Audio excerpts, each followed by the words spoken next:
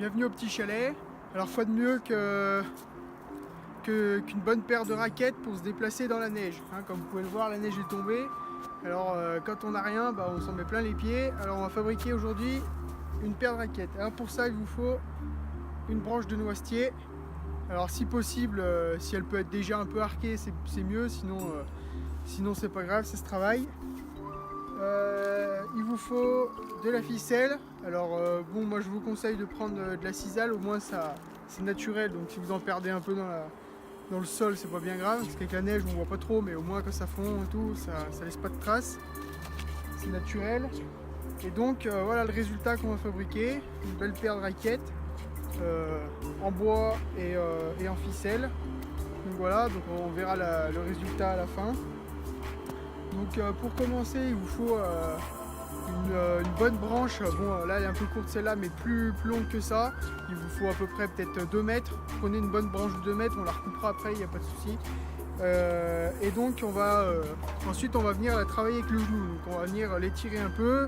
Voilà, l'idée c'est de pouvoir la rendre le plus souple possible. Et donc l'idée c'est de l'assouplir, d'en faire du coup un arc de cercle. Enfin même de relier du coup les deux bouts sans les casser. Donc voilà, donc on l'a fait travailler.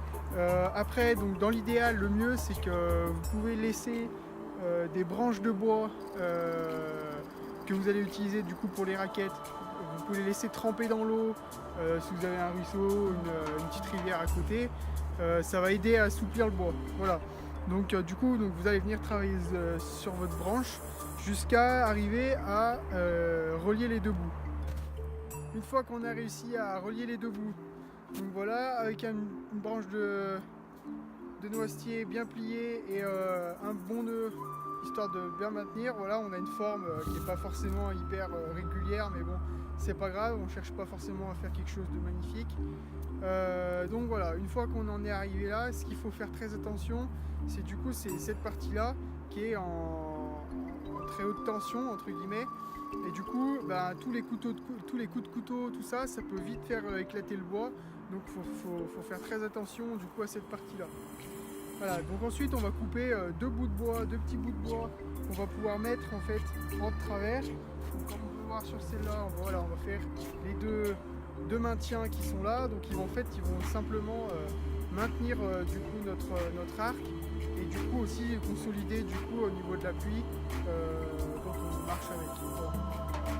Voilà, donc une fois que vous avez terminé de mettre les deux morceaux de bois bien fixés sur le truc, alors ce qu'il faut penser avant de les fixer, c'est de prendre en fait l'écartement de votre pied. Il faut qu'il soit à peu près légèrement plus petit quand même pour que ça puisse appuyer de chaque côté, mais si vous mettez trop grand, après vous allez avoir qu'un seul point d'appui, ça va être la merde. Voilà, donc une fois que vous avez terminé de mettre vos deux morceaux de bois bien fixés sur l'arceau là, donc là maintenant on va passer du coup à la partie cordage en fait, où du coup on va tisser entre guillemets tout ça avec la ficelle. Donc voilà du coup le résultat qu'il faut qu'on ait à peu près. Donc en fait on va commencer, donc là vous prenez une bonne brassée de ficelle, vous prenez plusieurs mètres, et en fait on va commencer du coup à l'angle ici, et en fait du coup on va venir faire un aller et un retour. À chaque fois en fait on va venir faire 2 tours sur chaque arceau et jusqu'en haut et redescendre. Voilà, donc la première partie on va faire du coup donc l'axe de la longueur.